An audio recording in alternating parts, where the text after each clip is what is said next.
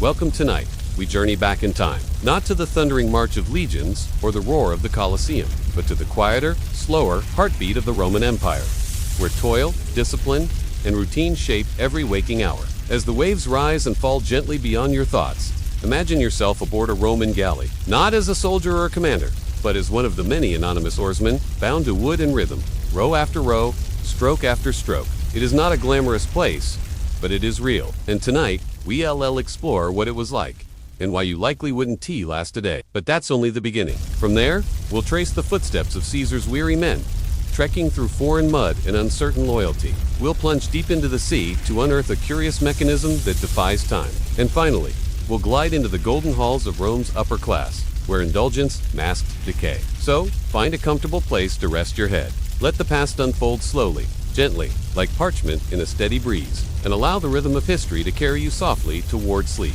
Why you wouldn't last a day on a Roman galley? Imagine the damp air of early morning. It clings to your skin, heavy with salt and sweat. Before the sun even rises, you are below deck, seated on a narrow wooden bench, polished smooth by years of labor and skin. Around you, dozens of men murmur low or cough softly. The ship groans faintly, a sound you know well, as it drifts at anchor, waiting for the signal to move. You are not a sailor. You are a rower, and not by choice. You might be a slave taken from a distant province, or perhaps a condemned criminal, offered redemption through toil. Some aboard may be fremen, desperate for coin, but status matters little here. Beneath the deck of the Roman galley, all are equal in discomfort. There is no sail, or if there is, it does not matter much today. The wind is unpredictable. The empire depends on muscle yours to move its ambitions across the sea. A drum begins to beat slowly once. ...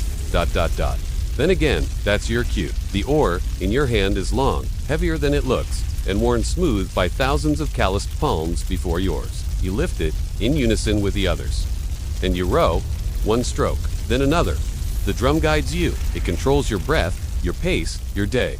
It is not swift, nor is it brutal at first. It is repetitive, persistent, like the ticking of a slow clock. The work is endless. Your back begins to ache within minutes. Your arms, already weary, obey by memory. There is no conversation, save for quiet curses or muttered prayers. Only the creak of oars, the splash of water, and the echo of the drum. There is little to see. The light that filters in is thin and warm, carrying with it the scent of pitch and mildew. The sea is near, but never visible. You imagine it, a blue expanse you'll never truly know, though you ride atop it each day. When the ship turns, it is not swift, but you feel it in your bones. The slight shift in balance. Meals are rare. Bread, hard as bark. Sometimes olives, or if you're lucky, cheese. Water comes from a shared jar, passed carefully between the benches. Sanitation, a bucket in the corner.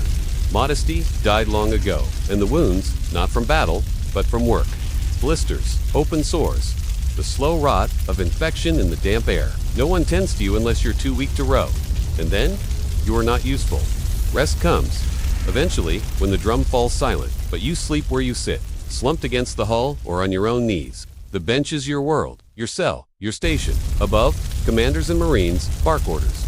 You do not see them, but you feel their decisions in the speed of the drum, in the pain in your spine, in the rare, dreaded shout of punishment. And still, you row, sometimes for hours, sometimes for days. When the winds refuse to blow or the enemy is near, you may pass an island, hear birds you cannot see. The scent of pine or fire from a distant shore may drift through the planks, but you do not pause. In battle, it gets worse, but we will not linger there. Just know, when it comes, your word becomes a weapon as much as a tool. You may be struck, you may be burned, you may die, not in glory, but unseen. And if you survive, you row, year after year. The rhythm of your life is the same. Stroke, breathe, obey. And when your body finally gives out, too soon for most, you are replaced. So, you see, it is not the violence that would end you, though it may. It is the monotony, the unchanging, inescapable rhythm of endurance. Now, as we leave this damp hold behind, let us rise gently from the galley's shadows. Let the oars slow in your mind. The waves will still carry us, but we drift now, softly, toward a new story. And now, the sun has risen higher. The light is glaring, reflecting in flashes off the sea. Your back is already slick with sweat.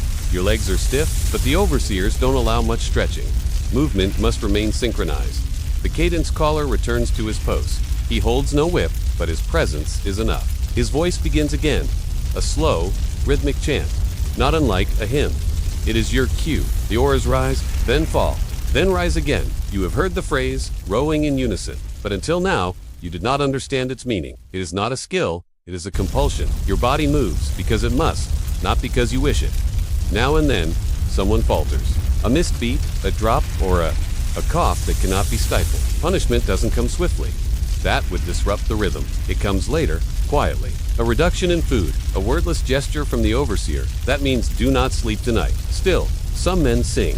Low songs in native tongues, fragments of prayers, or lullabies remembered from boyhood. Some hum under their breath, eyes closed, as if they are somewhere else. Because to survive here, you must not always be here. You begin to study the boat. Its wooden ribs creak as they stretch against the swells. Above, the deck is busy. A soldier walks with deliberate slowness, his armor catching the sun. He is not rowing, he is watching. You imagine what it must be like above, the smell of fresh wind. The open sky, not the stale, briny air caught down here, thick with salt, sweat, and oil from the lamps that hang between each pair of benches. Sometimes you hear a voice call out, an officer shouting instructions, a lookout yelling landfall, a priest whispering a quiet offering to Neptune. But none of it changes your task. You will row until they tell you not to. Midday, the sun hangs like a glowing coin in the sky. Your arms ache with dull heat. Blisters have formed or burst on your palms. Your thighs are numb. Occasionally, you're given a swallow of water. Sometimes, a cup of watered wine. More rarely, a lump of bread or boiled grain pressed into your palm with the same indifference one might show to feeding an animal. And yet, there is a kind of rhythm here, a grim comfort in the repetition. The creak of oars, the slap of water, the endless, mindless palanglet, and in those small moments, when the sea is calm, and the overseer's quiet, and the chant becomes less harsh. You feel almost weightless, like floating, though your body screams.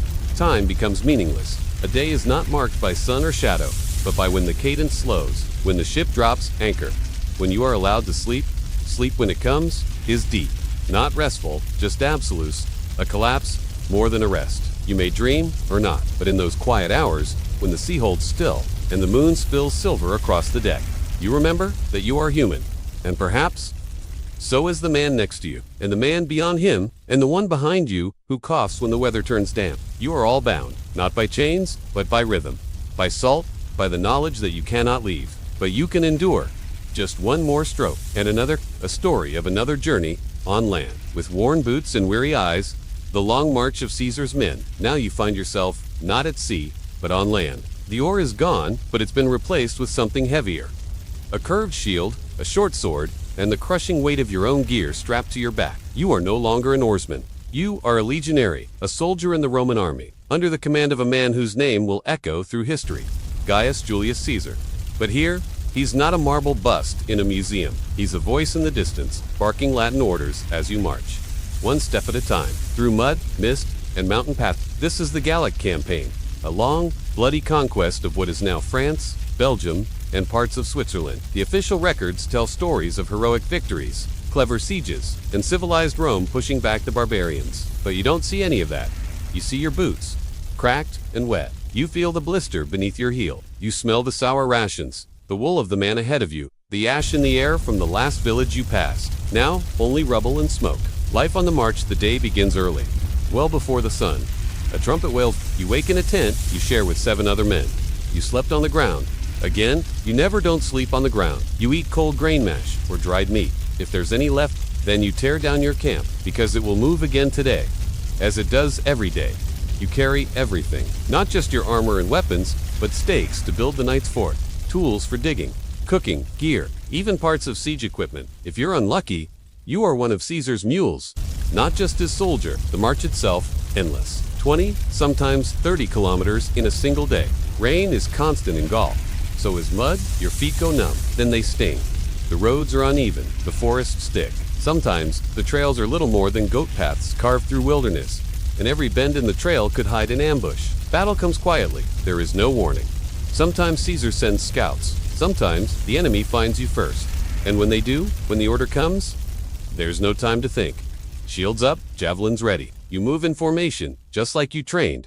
One step, then another. You do not speak, you do not question.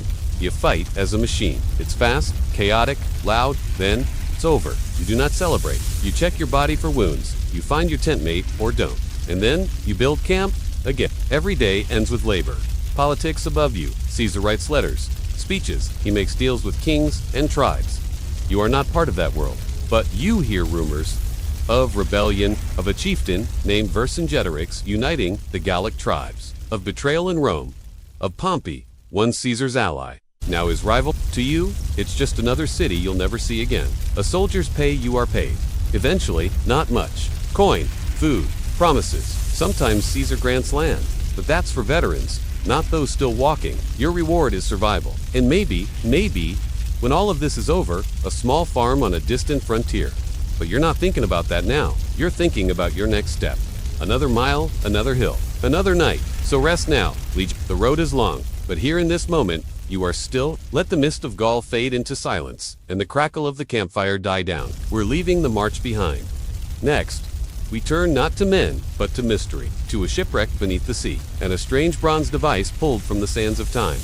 The sun is still rising, but your feet have already been moving for hours. The ground is hard, packed dirt over stone, rutted and dry. Some parts are mud, other parts, too soft with the ashes of old fires, or churned up from the hooves of cavalry who passed in the dark. Your sandals, caligae, they call them, are worn but functional. Strips of leather bound around thick soles. The iron hobnails at the bottom clink faintly on gravel with each step. It is a sound you hear in your sleep now, always the same rhythm. Left, right, you carry everything. A Roman legionary is his own mule. Your sursana, or marching pack, is strapped to a long pole slung over your shoulder. Inside, your cooking pot, your rations, a change of tunic, a blanket, a water skin, your stakes for the camp palisade, a small shovel, and sometimes even a wicker basket of grain. On your back, your shield, at your side, your short sword, on your hip, your dagger, all told, nearly 30. You are not alone. There are nearly 5,000 men marching beside you. You do not speak to most of them. There is no need. You all know the rhythm. Step, step, step, step. The centurion calls out now and then, just to remind you he's listening. But mostly, you listen to the shuffle of thousands of sandals, the creak of leather straps, the hum of dust lifting into dry air, and the slow, low breathing of men who still have 12 more miles to go. Sometimes, the march is quiet, and sometimes it's broken by the chirping of field crickets or the bark of a dog from a distant villa. Now and then, a farmer stands by the roadside, watching, not waving, just watching. The land changes slowly. Pine forest gives way to open fields, fields to scrubland to marsh. There are no signs, but the veterans always seem to know where they are. You pass ruined outposts, old forts from older wars. You wonder who built them? You wonder if they ever thought their stone walls would still stand, long after their names were forgotten. You smell smoke, not fire, to someone's cook fire, far off. Maybe friendly, maybe not. The officers carry scrolls with maps inked carefully by candlelight, but you carry nothing but your pack and the voice in your mind, counting the distance. You know, eventually, you'll stop. Somewhere dry, if you're lucky. Somewhere with a stream, if you're very lucky. The camp will rise, it always does. You'll dig your trench, 1/2 meter deep, 1/2 meter wide. You'll plant the stakes. You'll form the perimeter. Set up the tents in rows. Check your sword for rust. You might eat a bowl of lentils, maybe dried fish, if it hasn't spoiled. Then, the night comes. You'll hear owls, the murmur of soldiers sharing stories, softly, the occasional laugh, like a mat struck in the dark. Brief, warm, then gone. And then, sleep. The sleep of tired limbs, full stomachs, and dry ground. But for now, you march. Step, step. You are one piece in a living, breathing machine. An empire carried on shoulders, 1 mile at a time. Let's dive, now slowly, into the quiet world of the ancient unknown. The final voyage of the Antikythera shipwreck. You are underwater now, the surface above ripples and slow. Silver waves, but below, silence. The sea cradles its secrets well, but some do not stay hidden forever. We are just off the coast of Antikythera, a small Greek island nestled between Kythera and Crete. It is the year 1900, and sponge divers, men seeking sea life, not history, plunge into the deep wearing heavy brass helmets and canvas suits. One of them surfaces gasping, not from lack of air, but from what he has seen. A statue's arm reaching out from a rocky ledge, a shipwreck, and buried in the sand among Ampharian coins is something truly strange. It looks like nothing, a lump of bronze, encrusted and broken. But inside, something clicks. Wheels, cogs, teeth, and time. The discovery of this device, soon to be called the Antikythera mechanism, is unlike anything else from the ancient world. It isn't just a sculpture or a pot. It's a machine, a computer, in essence, from over 2,000 years ago, made by Greek hands sometime between 100 and 200 BC. It could track the movements of the sun, the moon, the planets, even predict eclipses. It could show the cycles of the Olympic Games, all with gears, dials, and astonishing precision. In an age before clocks even existed, how it worked at the front, a dial showing the zodiac and the Egyptian calendar. At the back, spiraled tracks for eclipses and the Metonic cycle, a 19-year pattern that aligned lunar and solar calendars. Inside, over 30 bronze gears, finely cut, some with over 200 teeth. No one in the 20th century could believe it was real, but its complexity would not be matched for another 1,400 years, until medieval clock towers began to appear in Europe. So, who made it? Perhaps it was built by followers of Archimedes, or scientists from the island of Rhodes, known for their mechanical genius. It may have been commissioned for a wealthy traveler, perhaps even a Roman. The ship it sailed on was enormous for its time, possibly carrying loot, art, and scholars back to Rome. And it sank quietly, until that diver found it, almost by accident. Why it matters. The Antikythera mechanism reshaped what we thought we knew about the ancient world. It proved that knowledge, real, technical, engineering brilliance, existed long before we were taught it should. But it also vanished. We don't know how many were made. We've never found another. It's as if one bright spark was lit, and then snuffed out. Like a dream half remembered, it sits today in a museum in Athens. Still rusted, still broken, but still turning in the minds of those who study it. The mystery remains: who built it? Why so few references to it in ancient texts? Was it the only one? What other knowledge have we lost? 2 shipwrecks, 2 time, 2 silence? These are not questions we'll answer tonight, but we can float among them. Let them turn slowly, like the gears themselves. Let their rhythm lull you, soft and steady. And now, we ascend again, not to the common world of rowers or soldiers or divers, but 2 marble columns, perfumed halls, and reclining citizens sipping wine in the shadow of empire. The wind picks up slightly, a soft but steady push against the sail. Canvas creaks. The ropes, dark with salt and thyme, tighten just a little as they hold their lines. You glance up. The sun is behind a gauzy veil of clouds. The sea is gentle. For now, the ship is heavy. You can feel it in the way it lifts slightly as you move. Its belly is full of precious things. Bronze statues wrapped in straw and cloth, jars of olive oil sealed with wax, amphorae filled with wine and garum, the salted fish sauce that feeds 1,000 Roman tables. Somewhere in the hold, a curious bronze object sits nestled in its crate. No one speaks of it. No one really knows what it does. It came from Rhodes, from a workshop where men whispered of gears and stars.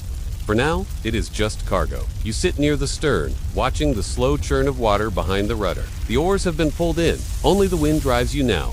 Lazy, unhurried, content. One sailor hums as he coils a rope. Another naps, wrapped in a cloak that still smells faintly of wood smoke and oil. The ship's dog, a lanky hound with patchy fur, stares into the distance, as if it sees something you do not. You pass small islands, each one rising like a stone out of the sea. Some are uninhabited, others hold only ruins.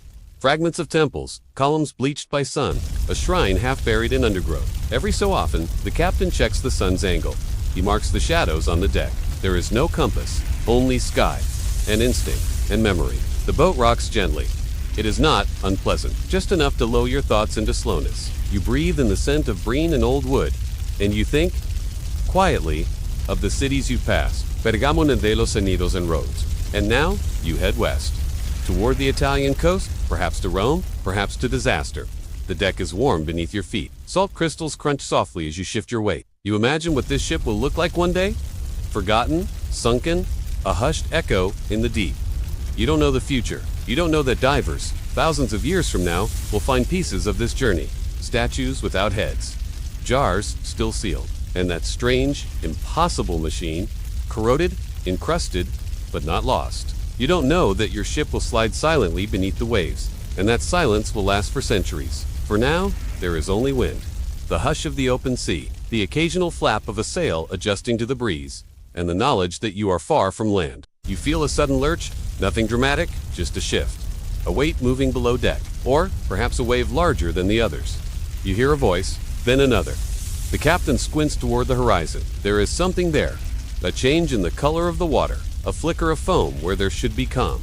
You tighten your cloak. The air smells different now, sharper, like the scent that comes before a storm, but it will pass. It always passes. You settle again on the deck, eyes half closed. The ship creaks and breathes around you. The sea holds its secrets. And for now, so do you. Come, let us end our journey tonight in the golden light of Roman luxury. The other side of Rome, life in a patrician villa, you awaken in stillness. The air is cool, fragrant with crushed herbs and warm oil.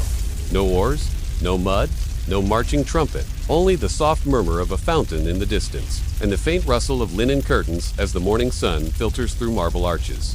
You are not a slave, not a soldier. You are a Roman patrician, a member of the ruling class, and this is your villa? It is not the noise of the city that surrounds you, but the cultivated silence of the countryside estate. Acres of manicured gardens, olive groves, and vineyards stretch out around you. Each stone underfoot was placed with care, each column polished, each servant trained to move like shadows. And today, like most days, is one of ritual comfort. The morning routine, you begin not with labor, but with choice. Servants wait to dress you, not in armor, but in fine, layered tunics and a toga that requires assistance to drape properly. You do not cook, you do not clean. A morning meal is laid out, bread, honey, sheep's cheese, fresh fruit from your orchard. You eat in silence, or with murmured conversation if guests are present. Then you may walk the grounds, admiring your statues, your fish pond, your citrus trees. The sun is warm, but not harsh. You wear a broad hat of woven straw. A slave shades you with a fan. There is no rush. Work, if any, is gentle. Your business is handled by clients, lower-class men who come each morning to wait at your door. You meet them in the atrium, offer advice, legal guidance, perhaps a coin or two. In return, they praise you in the forum. They vote the way you wish. You may write letters, 2 senators in Rome, or 2 friends in Alexandria. You may recite poetry, you may review accounts of your estate, but these tasks are ceremonial as much as practical. The real work is done by others, baths and leisure. By midday, the bath is ready. The Roman bath is not just for cleanliness, it is your social ritual. You pass through warm rooms, hot steam, cool pools. You are scrubbed with oils, massaged, rinsed. You gossip, you talk politics, you unwind. You may dine afterward in the triclinium, your formal dining room, reclining on couches while servants bring course after course. Roast dormice with herbs, oysters from Baie, imported figs, honeyed wine. Musicians play softly. Incense burns. There are dancers, or perhaps a storyteller. You do not rush. A Roman feast may last hours. Evening in the villa. As dusk falls, lamps are lit. Oil-fed flames flickering in bronze sconces. You retreat to your peristyle garden, a central courtyard open to the stars. The fountain still flows. Cicadas hum. You sip cooled wine from a silver goblet. You watch the flames dance. Perhaps you read from a scroll, Cicero, Virgil, or even a Greek classic. Or perhaps you merely listen to the gentle hush of your home, far from the noise of the city, far from the roar of the world.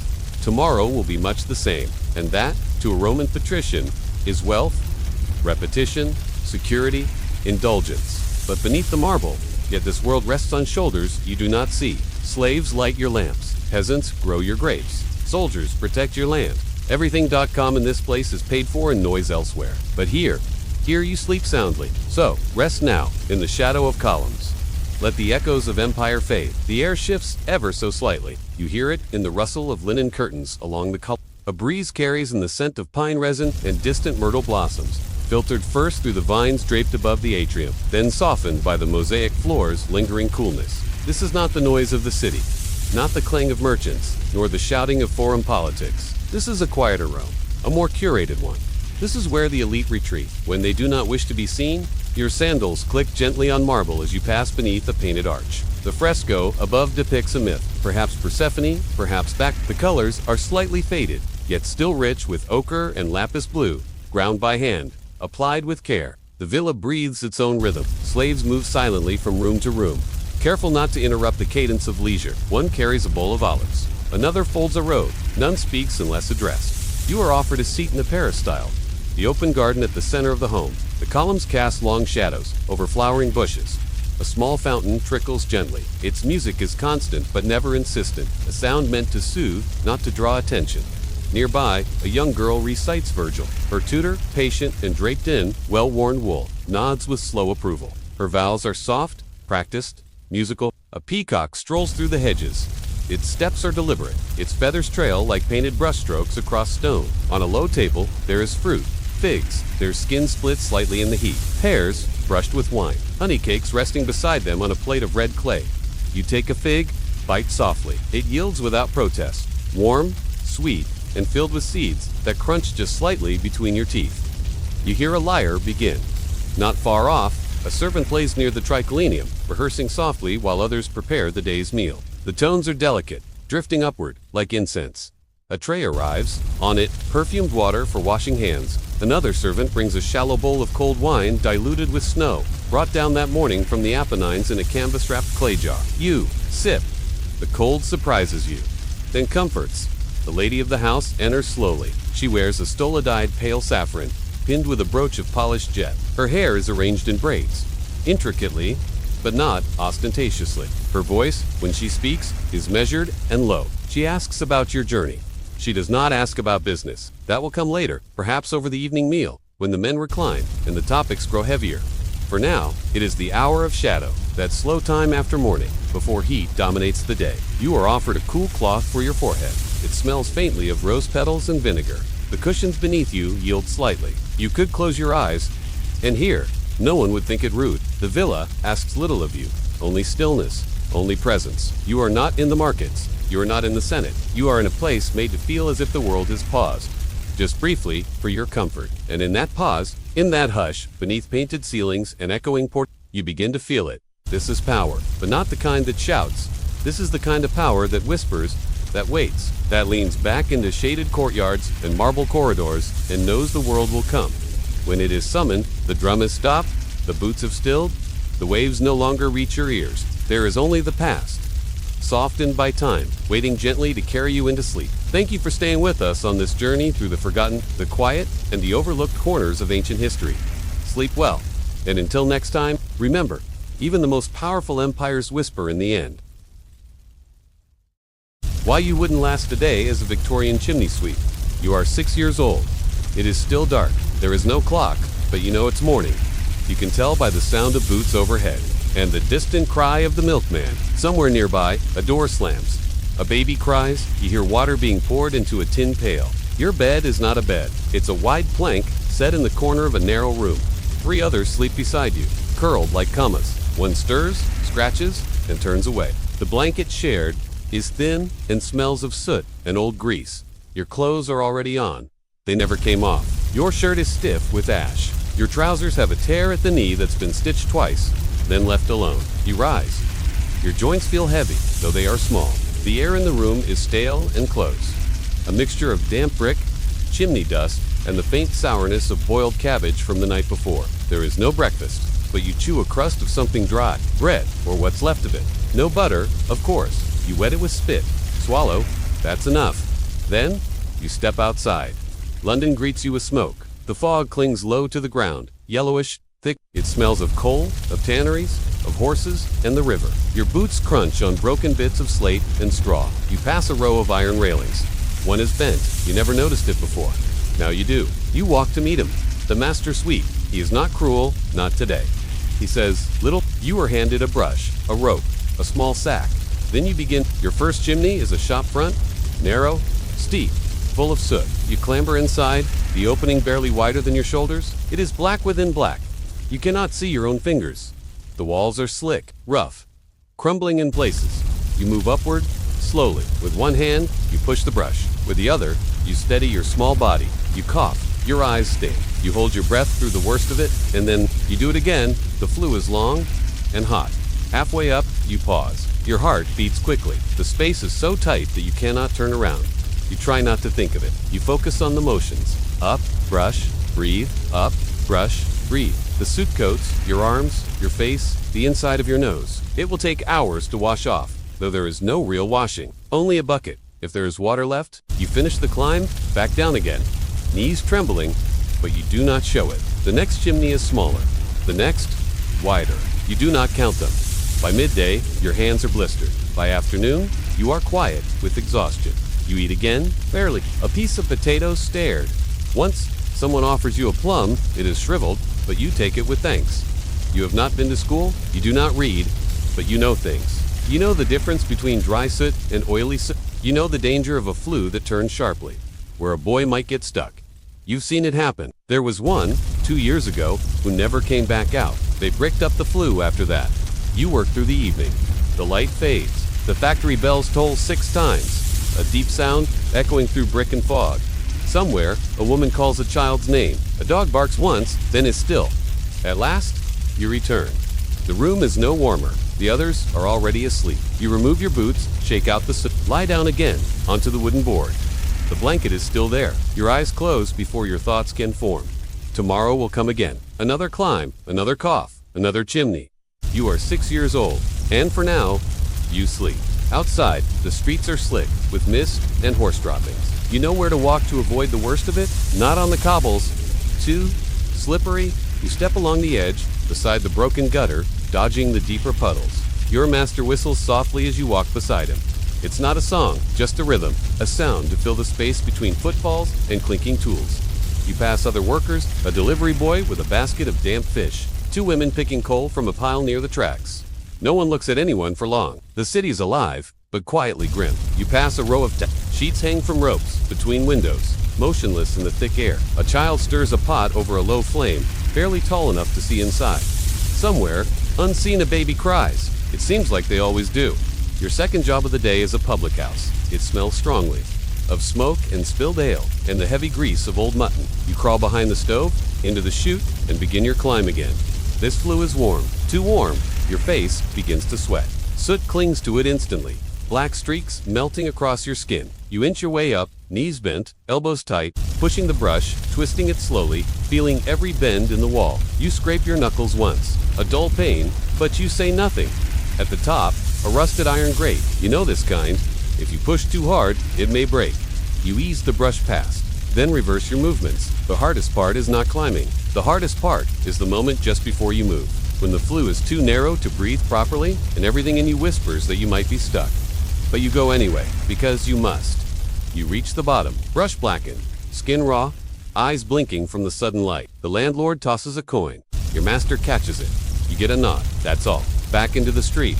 The sky is the same, gray as the chimney smoke. Even when it's not raining, the buildings drip. You steal a sip of water from a public pump. The taste is metallic, with a faint tempts of algae, but it's wet. You take another. The rest of the day passes slowly. Another chimney, another house. In one, a maid gives you a boiled sweet. You hold it in your cheek until it disappears. In another, a woman screams when she sees you step from the hearth. Your face, she says, is like something from a nightmare.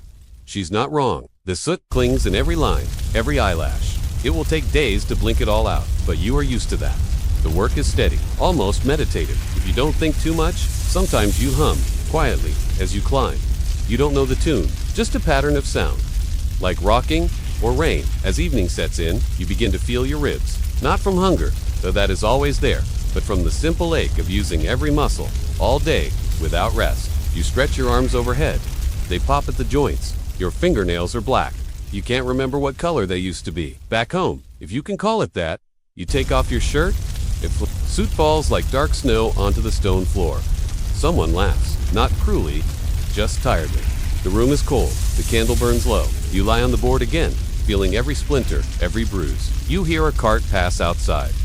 Then, silence. For a moment, you imagine what it would be like to sleep in a real bed, with a blanket and clean sheets, and a door that shuts. But the thought is too large, and you are too tired. So you pull the blanket, what's left of it, over your shoulders. Curl inward, and let your thoughts drift. Tomorrow is another chimney, another flue, another rope to hold, another place to disappear into darkness. But for now, you are still, and that, in this moment, is enough. The widow queen, Victoria after Albert. Now let us leave the chimneys behind, the ash, the fog, the streets that never sleep. Instead, follow the quiet sound of carriage wheels on gravel, the muffled hooves, the creaking of a gate, and beyond it a house not in London, but on the Isle of Wight Osborne House, a place of peace. Once, a private retreat, now a home-turned mausoleum. You are inside. The ceilings are tall, the windows are tall. Everything in this house seems to reach upward, toward light, toward memory, toward a man now gone. Albert, you see his image everywhere, in framed photographs, perfectly still. In oil portraits, where his eyes seem to follow the candle's glow. In locks of hair, kept in velvet-lined boxers, the queen walks these halls. Black silk, heavy skirts, a bonnet drawn low, like a curtain between her and the world. She is not old yet, not truly, but she wears her sorrow like a second skin.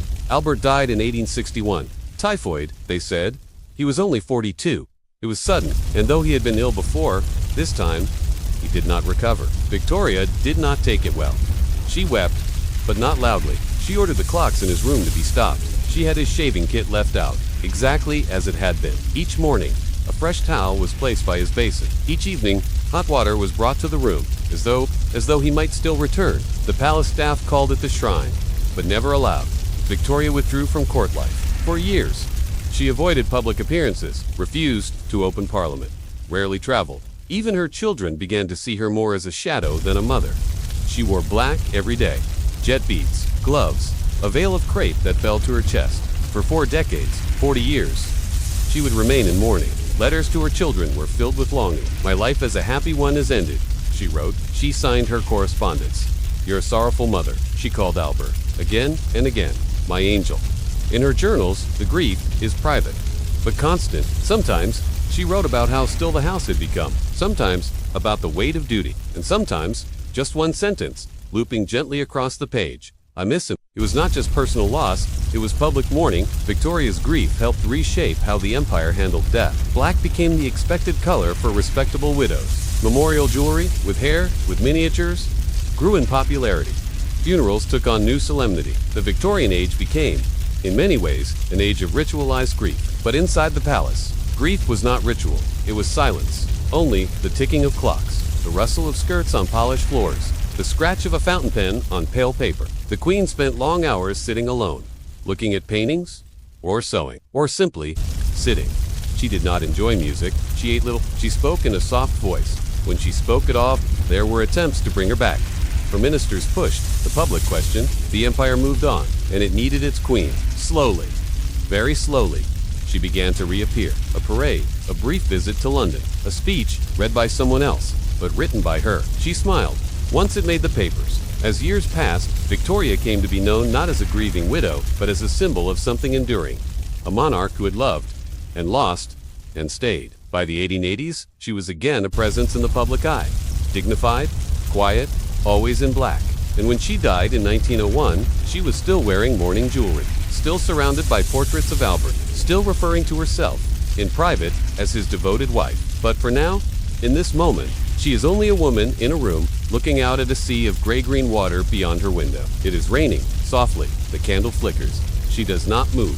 In her hand, a locket, worn smooth, and in her silence, the world waits. In the years following Albert's death, Queen Victoria became a paradox. She was both ever-present and unseen. Her face remained on coins, her name on buildings and bridges, but her presence at public ceremonies was rare. She found solace in places far from London, Windsor, Balmoral, Osborne. These were not the bustling seats of government, but quiet retreats where memories lingered like perfume. At Balmoral, in the Scottish Highlands, she wrote of the hills, the wind, the stillness of the trees. Nature, she said, reminded her of Albert. She filled the halls with his likeness, busts, paintings, even a life-size statue in the garden. He was gone, but never absent. Her household was carefully managed, but changed. The routines were quieter, the spaces between events longer. And then there was John Brown, a Scottish servant, outspoken, loyal, unusually close to the Queen. He became her confidant, her attendant, her protector. He spoke to her plainly, a rare gift among courtiers. Their relationship sparked whispers, but Victoria never wavered. She had a walking stick inscribed with his name. And when he died in 1883, she mourned him. In her diary, she called him the best, the truest heart that ever beat. Later, it would be Abdul Karim, an Indian clerk who became her munshi, her teacher, and friend. Again, there was gossip. Again, she remained because by then, Victoria had grown into something else entirely, a sovereign shaped by sorrow, rooted unyielding, steady in a way the world found oddly comforting. She presided over a global empire, yet remained cloaked in private memory. Even during the grand celebrations of her Golden Jubilee in 1887 and her Diamond Jubilee in 1897, she wore black, always black. The crowds were immense, the flags endless, but she smiled rarely. She waved slowly. And at night, in her rooms, the curtains were drawn, the gas lights dimmed, and on her bedside table, a portrait of Albert, framed in gold, polished each day. Her grief had softened, but never vanished. She had learned to walk with it, as one walks with age, or pain, or shadow. When she passed away in 1901, at the age of 81, her final requests were simple. And telling, in her coffin, she asked for mementos: Albert's dressing gown, his handkerchief, a lock of his hair, a plaster cast of his hand, and a photo of John Brown, tucked discreetly into her left hand. Even in death, she remained surrounded by those she'd lost. And so, we remember her, not only as queen, but as widow, a woman who wore sorrow with such constancy that it came to define an age of heavy drapes, of pressed flowers between diary pages, of mourning rings and silent tea, an age where grief became ritual, structured, measured, a slow-burning candle, never quite Now, the halls of Osborne are still only the sound of the clock. Tick, tick, tick somewhere, a maid adjusts a lampshade. A tray of tea cools on a sideboard. Outside, a gull cries into the salt wind. And inside, in a high-ceilinged room filled with lace and velvet, Victoria closes her journal for the night. She does not speak. She simply listens to the silence Albert once knew. The bones under the floorboards. London's forgotten dead. Now, let us leave behind the palace, the sorrowed queen, and the hush of velvet corridors. Instead, let us go below, beneath the streets, beneath the stone churches, beneath the chapels, beneath even the cobbled courtyards and gaslit alleys. There is another London, a quieter one, a forgotten one. It is dark there, and still, cool, air moves slowly through long-sealed spaces. Dust hangs like mist. And where there was once music and sermon, now there are only echoes. And bones, you are beneath a church. The year is 1850. Builders are expanding the crypt. They dig carefully, or so they say, but the shovels strike wood. And then bone? Not just one body, not even a dozen. Hundreds, long stacked, some coffins splintered, names long worn away, and all around them, dirt, lime, sometimes cloth, or a button, or the remnants of a ribbon. The city has always buried its dead, but space, like life, was at a premium. By the mid-1800s, graveyards were full. They overflowed, literally. After a hard rain, bodies would sometimes rot, or lean, or be unearthed by accident. Coffins layered upon coffins, sometimes 4 or 5 deep. There were stories of dogs unearthing bones, of children playing near crypts, finding skulls where roses should have grown. It was not unusual. It was simply London. And so, the government passed laws. No more burials within the city limits. New cemeteries would be built further out. In Highgate, in Kensal Green, in Brompton, but beneath the old churches, the bones remained, each one a story, a life once lived, a name once whispered. In one crypt, you might find the remains of a plague victim, her shroud laced with herbs, placed in the ground quickly, before the illness could spread. In another, a merchant, buttons from his waistcoat still glinting faintly in the candlelight. Sometimes, you'd find lead coffins, a sign of wealth, of status, of someone once seen, but most were simple with, softened by time, fused to the soil. During urban expansion, as railways were laid, as streets widened, as sewers were modernized, these dead were discovered again and again, sometimes removed, sometimes simply built around, and then there were the others, the ones never meant to be found, victims of the resurrection men. In the early 1800s, the need for cadavers in medical schools was great, but the legal supply, those hanged criminals allowed for dissection, was scarce. So, bodies were stolen, fresh graves disturbed in the night, coffins broken, remains sold to anatomy schools, carried in sacks beneath cloaks, weighing down boats in the Thames. Many of these stolen bodies were never returned. Some were buried quietly beneath lecture halls. Others simply disappeared. And so, beneath London, the honest, dead shared space with the stolen ones, by the mid-19th century, the public grew uneasy. The solution? Cemeteries designed like parks, wide paths, ornamental gates, angel statues gazing down through ivy. Highgate Cemetery became one such place. An acropolis above ground where the dead could rest and the living could walk in peace. And yet, beneath all of it, beneath the city's new order, beneath its great wealth and industry, lay the quiet ones, the forgotten, the bones beneath the floorboards. Sometimes, during restorations today, a worker might lift a panel of stone and find a cavity no one remembered. Inside, dust, a scrap of linen, the curve of a jawbone, and for a moment, just a moment, the city pauses. Remembering, then the stone is replaced, the candles re-leak, the traffic above continues, and the bones remain still. Picture now a chapel, not grand, but old, its floor uneven, its wooden pews worn smooth by generations of hands. The air smells faintly of stone, dust, and wax. Beneath it, a crypt, not marked, not mapped, but known to the bones. The 19th century brought more than industry. It brought disruption, as London's Underground Railway was planned, the very first of its kind. Engineers faced the strange problem of the dead. In Clockenwell, in Holborn, in Shoreditch, they struck more than clay, they struck history. The workers became quiet when that happened. They were paid to move earth, not lives already lived. Yet, they pressed on. Some remains were exhumed with care, reburied elsewhere. in neat cemeteries with stone markers. Others were lost. London, you see, is built in layers. Roman, medieval, Georgian, Victorian, each new foundation laid atop another, and beneath it all, bone. Not only human, sometimes the ribs of cattle discarded from old butcher's shops, or horse skulls from early stables. And interwoven with these tokens, a coin, a child's shoe, a pewter brooch, traces. One archaeologist described lifting a slate tile and finding an infant's skeleton curled beneath, wrapped in faded cloth, placed there centuries ago. Quietly, with no record. She remembered the shape of its ribs, how small, how still. Not all bodies came from formal burials. Some were hidden, some abandoned. The rivers had taken many. So had the fires, the famines, the forgotten plagues. In 1665, London suffered its last great outbreak of bubonic plague.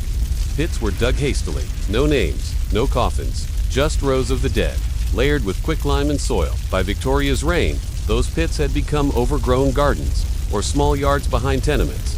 No one knew what lay beneath. Until, again, the shovels struck something hard. You might think of a skull as a frightening thing, but in these stories, it is not. It is quiet, rounded, worn smooth by time. Not a horror, but a memory. A reminder that the city lives above its past. Even today, in modern London, when new subway lines are planned or foundations laid for tall glass towers, archaeologists are called in first. They listen, they test, they wait. And when the ground is opened, sometimes they find teeth, or the delicate curve of a pelvis, or a line of coffins, long forgotten, stacked like books on a shelf, each one a whisper from another world.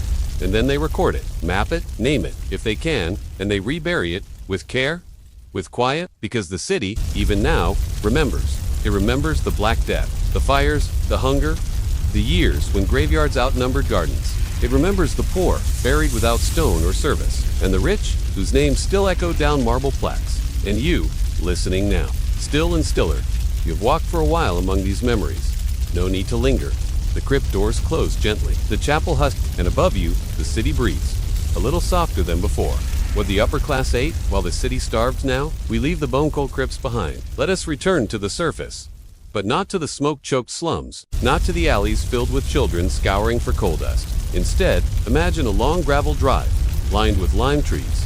At the end, a great house waits, stone, symmetrical. Still you are entering a Victorian manor, the sort with so many rooms. Some are used only once a year. It is early evening. The lamps have been lit, wicks trimmed, oil refreshed, the silver has been polished, the napkins folded. The fire in the dining room glows with soft amber light. You are not a servant. Not tonight. Tonight, you are a guest. And dinner is being served. The long table is set with bone china, each blade edged in gold. At each place, 5 forks, 4 knives, and 3 spoons, each with its own role. There are liveried footmen standing by, silent as shadows, and a butler, never rushing, never speaking above a whisper. A clock chimes, 7. Dinner begins. First, a clear, gently poured, then turtle soup, rich and slow, brought up from the warm kitchens 2 floors below. A roasted pheasant follows, the skin crisp, the inside pink, garnished with herbs from the manor garden. There is champagne, poured into flute glasses so delicate they ring like bells when touched. Later, there will be jellied fruits, made with oranges from Spain, pineapple slices preserved in syrup, pastries filled with almond cream and dusted with sugar. Each course is smaller than one might think. Deliberate, for this is not just nourishment, it is performance. Conversations move gently between topics. Parliament, opera, the weather in Bath, but underneath it all, there is watching, listening. The quiet theatery class, a raised eyebrow, a small pause before lifting a glass, a misstep in etiquette, noticed but not mentioned. Servants, of course, make this world possible. The kitchen maids rise before dawn. They sleep in small cots beside the scullery stoves. Their hands are raw, their shoes patched. The footmen must memorize the seating chart. They polish boots until they reflect candlelight. They iron newspapers before placing them on the breakfast tray. And the cook, she runs her domain with military precision, ordering cream from the dairy, fish from the coast, game birds from the estate's grounds. All of it unseen, all of it in service of the soft sound of a spoon in porcelain and the faint chime of glass. On glass, outside the manor's gates, not far away, the city gasps. Chimney sweeps cough soot into their palms. A mother serves bread soaked in broth to 5 children. Factory bells ring, and rats rustle through alleys. But here, there are violinists in the drawing room, a harp playing somewhere down the corridor, and dessert served on lace-strip trolleys comes last. Pears, Candide Velaeus, a brandy glass warmed by hand. There is comfort in the ritual, in the way the courses unfold, in the sameness of it, season after season. To be wealthy in Victorian England was not simply to have money. It was to have silence, spacing, distance from hunger, from noise, from the dense, churning crowds of the working city. And yet, even here, disease came. Even here, time passed. The chandelier dims, the guests rise slowly, and in the hallway, a servant waits to carry candles up to the bedrooms. Soft steps on carpet, curtains drawn, a final glass of water by the bed. The manor sleeps, and outside its iron gates, the slum does too, resting in the same darkness, beneath the same moon. The meal is over now, but the evening continues. You follow the host into the drawing room, a long space filled with brocade chairs, walnut cabinets, and the faint scent of lavender polish. The walls are lined with oil paintings, portraits of family members, long gone, frozen in velvet waistcoats and powdered wigs, staring forever at the same corners of the room. Here, conversation grows even quieter. The ladies speak in low tones, gloved hands, resting on embroidered fans. The men gather near the hearth cradling port or brandy in cut crystal glasses. There is a game of whist at the side table. A young gentleman reads from a leather-bound novel aloud, something moral, something tragic. A servant quietly tends to the fire, using iron tongs with practiced ease. He doesn't speak. He was trained not to be heard. From the music room, the soft notes of a piano begin. One of the daughters plays, her fingers brushing the keys like lace. The melody is slow, a nocturne, melancholy but refined. And in the warmth of the manor, there is no sense of rush, no urgency, only the illusion that time itself has paused. Upstairs, the bedrooms are being prepared. A housemaid turns down the bed covers, lays out the nightgown, checks the temperature of the porcelain hot water bottle. She places a bell beside the pillow. It will ring with the gentlest tug. In the master suite, the lady of the house sits at her vanity, her face lit by a single oil lamp. A servant brushes her hair. 100 strokes, each counted in silence. Her dressing gown is silk, her slippers She will sleep in a four-poster bed carved with acanthus leaves and wrapped in linen sheets. Outside her window, beyond the garden wall, a child curls on a straw mat beside a stove that has gone cold.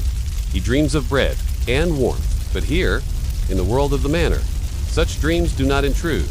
Before retiring, the family may take one final drink, a glass of warm milk or barley water, scented with lemon. They may stop at the chapel room, kneel on embroidered cushions, and whisper a prayer. For health, for order, for peace. Not far away, in the slums, a different kind of prayer is whispered. In the dark, under thin blankets beside the sound of coughing and creaking floorboards. But those voices are separated by walls, by wealth, by silence. Now, the manor falls into stillness. The fires are banked, the gas lamps dim. The house breathes slowly. Wood settling, pipes cooling, night deepening, and if you listen very carefully, you may hear the gentle ticking of a clock on the hallway wall. A rhythm unbroken, a steady measure of time, soothing in its regularity. Upstairs, a maid slips through the corridors, checking doors. Her footsteps are soft. Her candle flickers as she moves. She pauses at a window, far across the fields. The glow of the city flickers on the horizon, and for a moment, just a moment, she wonders what it's like to dine on turtle soup. But then, she turns. She descends the servants' stairs, and the house, once again, is quiet, closing reflection. And so now, our journey through Victorian London comes to rest.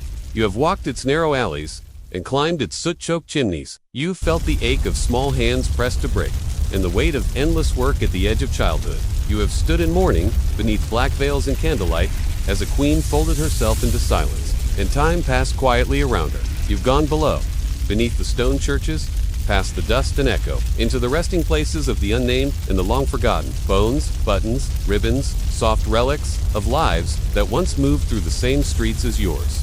And finally, you've stepped into quiet luxury, polished silver, folded linen, warm brandy, a world of velvet and candlelight. So near to hunger, yet untouched by it. This was London, a city of contrasts, of footsteps and fog, of soot and silk, of children waking to ash, and ladies falling asleep to harp music. And still, beneath the clamor, beneath the grief and grandeur, there was rhythm, the slow rhythm of daily life, of routines repeated, of meals served, of lives endured, and lives remembered. Now, you may set your own burdens down. There is no soot on your hands. No bells to ring, no carriages to meet, only the quiet comfort of rest. Let the city fade. The chimney sweep lies still. The queen dreams beneath her lace pillow. The bones beneath the churchyard sleep deeper still. And the manor, with all its light and lace and whispered footsteps, grows dim. You are safe. You are warm. You are far away now, and all is quiet. How ancient Egyptian farmers really lived, and more introduction. Let your body rest.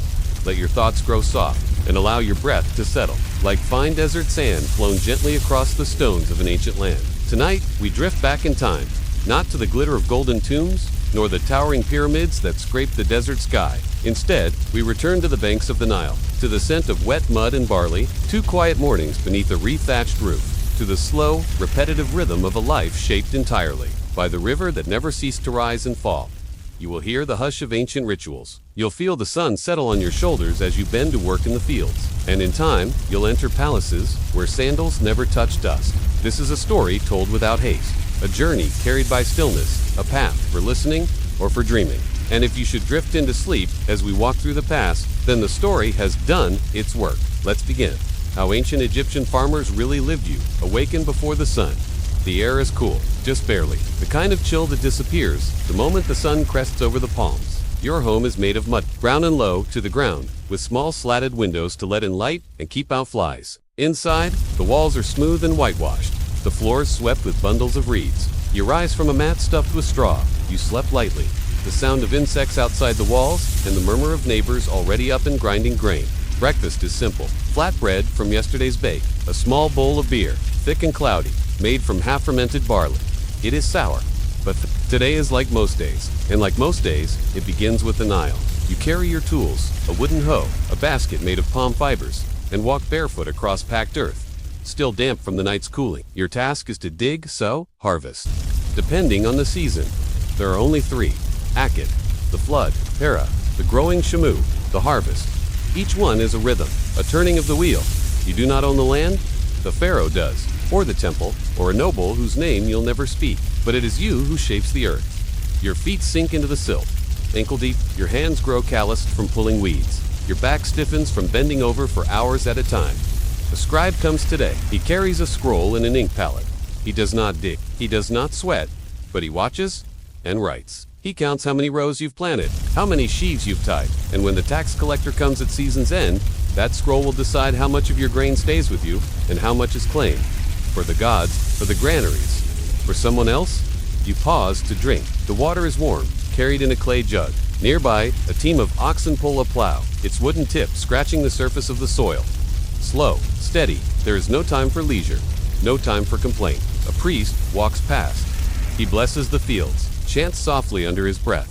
Even the river must be praised, even the insects, the frogs, the egrets that stalk through flooded channels. Everything in your life, from sunrise to moonrise, is touched by God's. And if the flood fails to come, if the Nile runs low, there will be no grain. And the temples will call it punishment, not misfortune, not drought. You will not go hungry alone, but you will go quietly, and the land will go on. You keep working.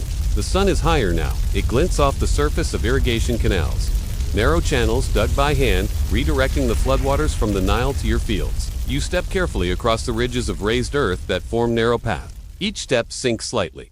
The damp soil clings to your toes. There is a rhythm to this. One foot, then the other, and the quiet splashing of water against the banks. You are not alone. Your eldest son carries a basket beside you. He is too young for hard labor, but he will learn. Everyone learns. Nearby, your wife kneels beside a clay basin, washing cloth with water, pounded with a stone, and rubbed with natron, a white powdery salt. It stings the fingers, but cleans well. She hums a song as she works. It is a tune passed down from her mother, and her mother before that. It has no name, but it carries the cadence of work, of repetition, of peace. Further off, your younger children gather dried dung for fuel. They laugh sometimes. They chase lizards across the hot stones, then return, arms full. Their laughter is light, a small music rising above the thrum of insects. A man passes by with a donkey. Its load is heavy, baskets filled with onions and lentils. The donkey walks slowly, ears twitching with each step, hooves tapping softly against the packed ground. Midday arrives. You pause for rest beneath a cluster of date palms. The shade is thin, but the breeze from the river brings relief. You eat again, a handful of lupin beans, a slice of bread, a fig, if you're lucky, and water from the same jug, now warmer than before. You share it all. The afternoon passes in quieter work. There are weeds to pull, a fence to repair. You gather fallen palm fronds to patch the roof at home.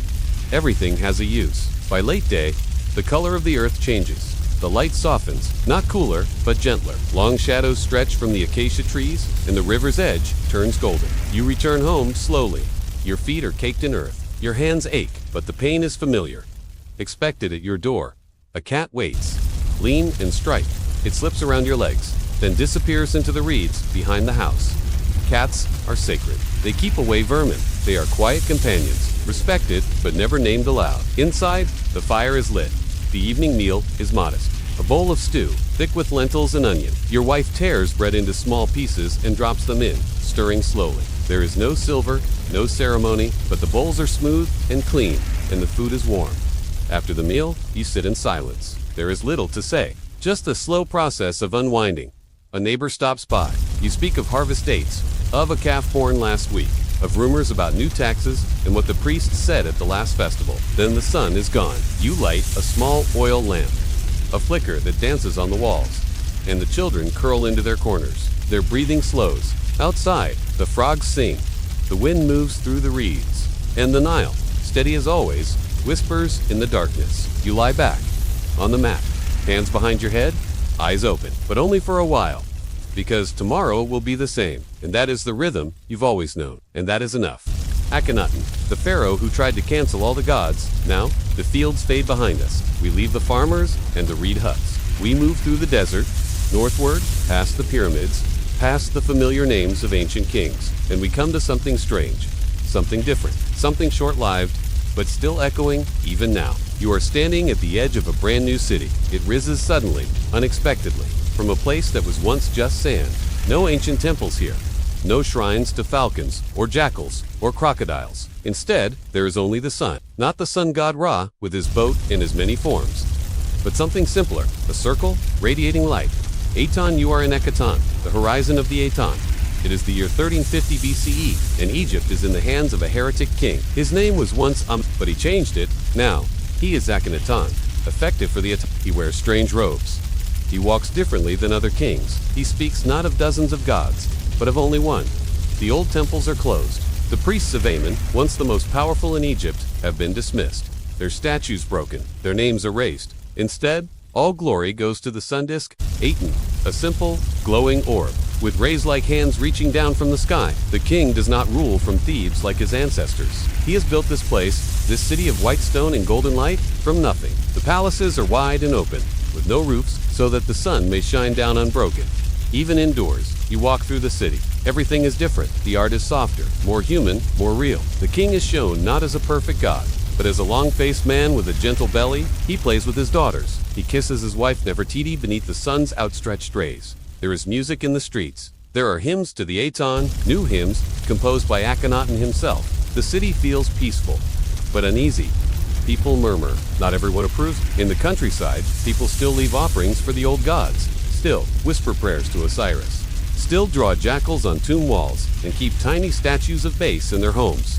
But in the capital, only Aton is named. You enter the palace. It is quiet here. Vast halls with smooth floors and painted walls. You walk past columns shaped like open papyrus, past carvings of the royal family basking in the sun. Servants step softly, bare feet on cool stone. They wear linen. They carry platters of fruit, bow deeply, and say nothing. The king sits in a raised pavilion. He is thin, his eyes shadowed, his health is failing. They say, some whisper that the changes he's made to gods, to temples, to the very shape of worship, have cursed the land. His daughters have died.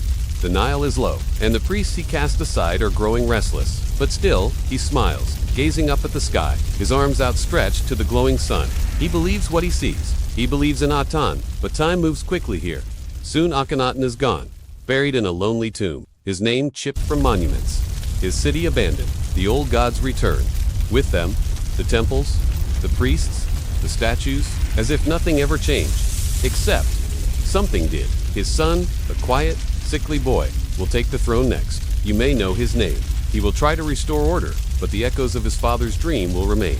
Like dust on stone, like a hymn half remembered, like sunlight caught in a quiet room. You stay a while in Akhenaten. The streets, though orderly, are quiet. There is a stillness in the air, not one of peace, exactly, but of pause, as if something vast has shifted, but not yet settled. In workshops near the palace walls, scribes dip their reeds into ink. They copy hymns, laws, letters, carefully written on scrolls of papyrus. The script is fluid, neat, but every name of every old god is conspicuously missing. Even the word for temple has changed. Now it means something open to the sky, no roofs, no statues in the dark, only sunlight flooding in. Imagine a priest in this new world, once cloaked in incense and mystery, now standing exposed under the sun, chanting in an empty court. The rituals are shorter now, simpler. There are no mythic dramas, no processions of sacred animals, no carved gods with falcon heads or jackal ears or lion paws, just the sun and the king and the open air. Inside the royal archive, more changes are quietly recorded. Tax documents, trade reports, population counts, even these reflect a shift. The name of Atan appears at the top of every form, a symbol like a stamp, reminding all who read it, who now reigns above even the throne. But you notice something curious. While Akhenaten claims to worship only one god, he seems to focus less on Atan itself and more on his relationship to it. In artwork, Atan's rays reach only to him and to his queen. The light touches them, and through them, it touches the world. This, too, is new. Where once dozens of gods mediated between heaven and earth, now the king and queen stand alone as the sole channel of divine favor. Some believe this is vision, others, vanity. Nefertiti, his queen, is no silent figure. Her image is everywhere, graceful, elongated, with a presence both serene and commanding. She may have, some say she even ruled alone after his death, under a different name, briefly and in secrecy. But the records are thin, the tombs incomplete. So much of this story is guesswork, assembled from fragments. A broken statue here, a faded inscription there. You walk through a garden of tamarisk trees. The breeze is soft.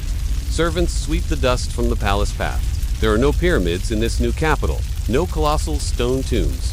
Just a sense of the city raised quickly and left behind just as fast. When Akhenaten dies, the priests reclaim their temples. The gods return to the walls. The sun disk fades. Stone by stone, the city is dismantled, its blocks used for other buildings, its name almost forgotten. But here, for a moment, there was something different. A king who looked inward, a religion with no myths, a god with no face. You pause in a quiet hall. The sun slips lower. Light pours in through an open window, dust swirling in the golden air. The walls are bare, but your thoughts are full. And slowly, softly, the world fades again. The unopened tombs of Saqqara, the wind shifts. And once more, we move. We leave behind the white stones of Akhenaten and return to older ground. The desert lies open before you, broad and pale beneath a soft sky. You are standing now at just south of modern Cairo. But long ago, this was the resting place of kings, nobles, and sacred animals. It stretches 4 miles. Low-walled, crumbling steps, the remains of ancient stone gates. Above ground, little stirs, but beneath your feet, a world still sleeps. You walk slowly along a worn path. Sand crunches beneath your sandals. The air is dry, but still, and here and there, half-buried statues lean sideways, their faces softened by time. One stands out. It's not tall, but precise. A baboon chiseled from limestone, its gaze quiet and eternal.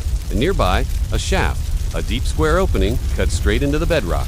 You look down, it is dark, impossibly so, but you can sense its depth. And that somewhere, far below, rooms carved from the earth wait in perfect silence.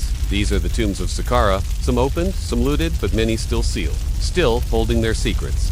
Imagine descending, step by step, the torch in your hand flickering, the air cooler now, close and ancient.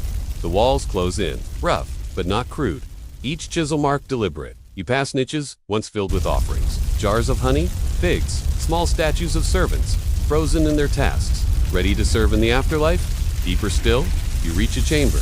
There's no gold, no painted murals. But there is something else. A coffin, undisturbed. Its edges smooth with age. The name, unknown. The occupant, uncertain. Perhaps a priest, perhaps a scribe, or perhaps someone forgotten by history, but remembered by stone. In recent years, archaeologists have returned here, not with greed, but with care. They use tiny brushes, laser scans, drones that hover gently above the sand. And still, they find more. A sealed shaft in 2018, another in 2020. Dozens of coffins, painted bright as the day they were buried, stacked one atop another, unopened for over 2,000 years. Some tombs belong to nobles, some to common workers, some to sacred animals.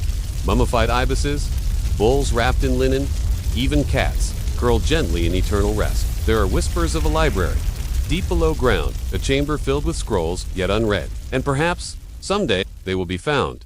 But for now, the sand protects them. The quiet endures.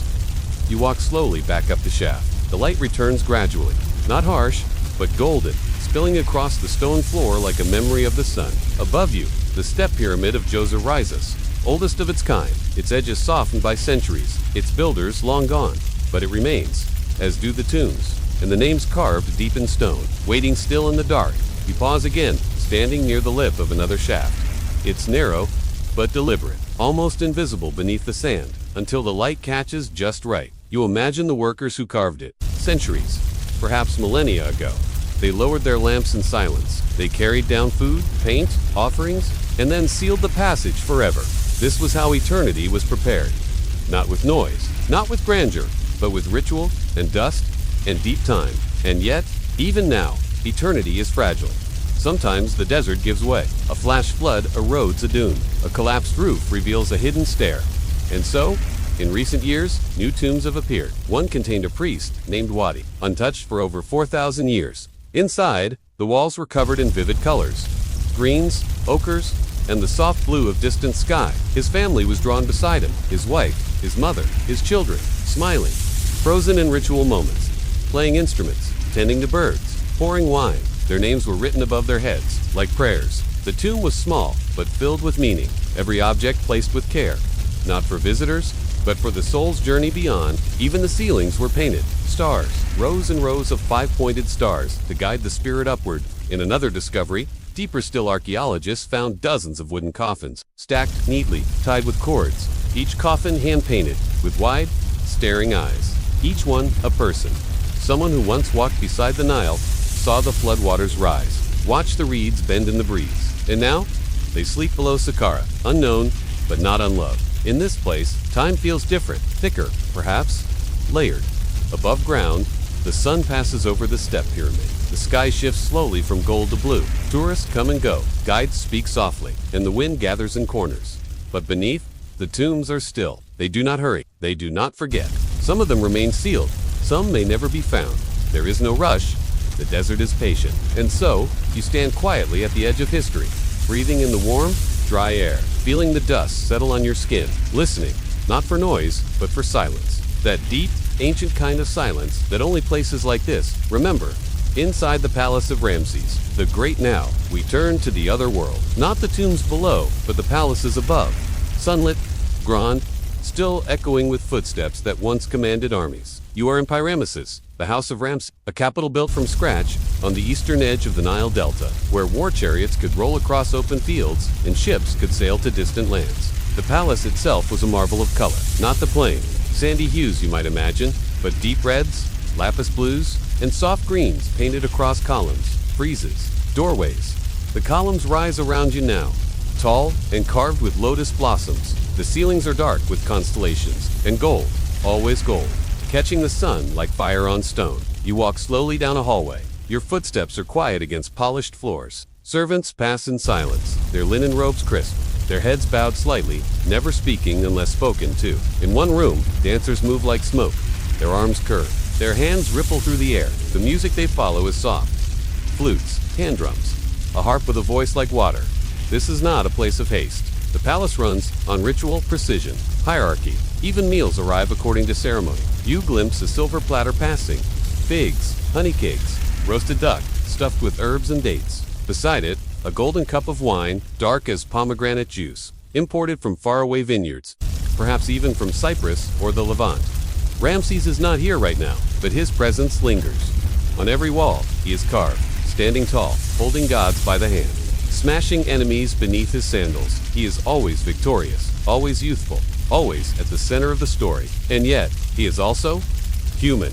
In his private chambers, the grandeur fades. Here, there are scrolls of correspondence, letters from Hittite kings, petitions from priests, even requests from his many sons and daughters. He wrote often. He planned endlessly. He ruled for 66 years. Imagine the weight of that crown, year after year, festival after festival, decision after decision. And imagine the quiet, too, in the late hours of night, when the halls grew dark, and the harp fell silent, and even the guards stood still. The great king may have walked alone beneath painted stars. Perhaps he thought of the wars he fought, the temples he raised, the gods he praised, or perhaps, simply, he listened to the wind through the columns and let the silence settle around him. You follow that silence now, into the final garden, where palms sway gently in the dusk, and papyrus grows tall beside a still pool. A servant lights a lamp. Its glow is soft, amber. The palace breathes slowly. The day is ending. You sit by the water, and the stars appear above. The same stars the king once looked upon. The same stars carved into his tomb. The same stars that drift quietly across the Nile sky tonight. And with that, we close the door. The palace fades into the dark, and the past recedes. Not with fanfare, but with grace. Let the hush of stone halls and scented air stay with you. Let the rhythm of lives long gone rock you gently. Now, as the gods sleep, so may you stay a little longer in the garden. The sounds here are different. A frog calling from the edge of the water. The faint splash of a fish. Somewhere in the distance, wind rustles the reeds. There is a rhythm to it all. Not unlike the rhythm of the Nile itself. A pulse that moves without haste. Unchanging, reassuring. In the stillness, you notice more. The scent of incense, a faint thread of frankincense and myrrh, still lingering in the folds of an embroidered curtain or woven into the linen tunic of a passing priest. A scribe walks by with a small board of smoothed wood and reed brush. He is young, perhaps no older than 16. His task is to record the grain allocations from the storehouses. Nothing glorious, just numbers and names. But in this palace, every record matters. Even the divine must account for the earthly. Elsewhere, the kitchens hum, in orderly, quiet. You don't see them, not yet, but their presence is known. The scent of roasted meats and lentil stew floats down stone corridors. Bread baked fresh in clay ovens, carried in baskets, woven tight. Slaves and free workers move side by side, guided by unseen protocols. Their every movement practiced habitual. One room is devoted only to perfumes. Small jars filled with scented oils. Jasmine, lily, coriander, lotus, these are used to anoint the king and his favored wives before ceremony. And there are ceremonies often. Festivals, coronations, feasts honoring Amun-Ra, Pata, processions that move slowly across tiled courtyards, through columns shaped like papyrus stems. Every movement is scripted, every gesture encoded with meaning. For Ramses, the gods are both above and beside him. He has fashioned himself as their equal. Temples bear his face, statues rise to his glory. Even the common people call him the Great Bull, a symbol of strength, virility, endurance, and yet, in this place of splendor, one cannot help but feel the solitude. The palace is large, larger than memory, larger than thought, and though it is full of people, it is also full of distance. Rooms where no one speaks above a whisper. Corridors where footsteps echo longer than the presence that made them. Doors that lead to private chambers. And beyond those, even more private thoughts. You wonder what it felt like for him after the festivals ended, after the drums and flutes faded, after the lamps burned low.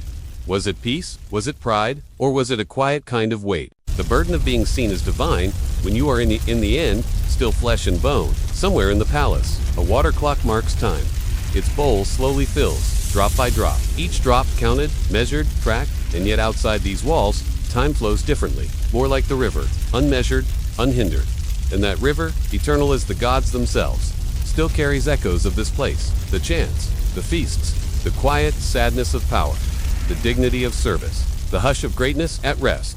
You rise once more, and with a last glance at the darkening sky, you turn back through the hall, past the painted walls, past the silent guards, past the carved names of kings long dead, and as the palace settles into night, you do the same. The stars have returned. In the story of Ramses, like all stories, slips back into stillness. When the floodwaters recede, and now, we drift away. The sun has long since dipped behind the desert hills. The last torch has been extinguished. The final echo of sandals on stone has faded from the fields of exhausted farmers to the chambers of heretic kings, from the sealed tombs deep beneath Saqqara to the perfumed stillness of Ramses' palace.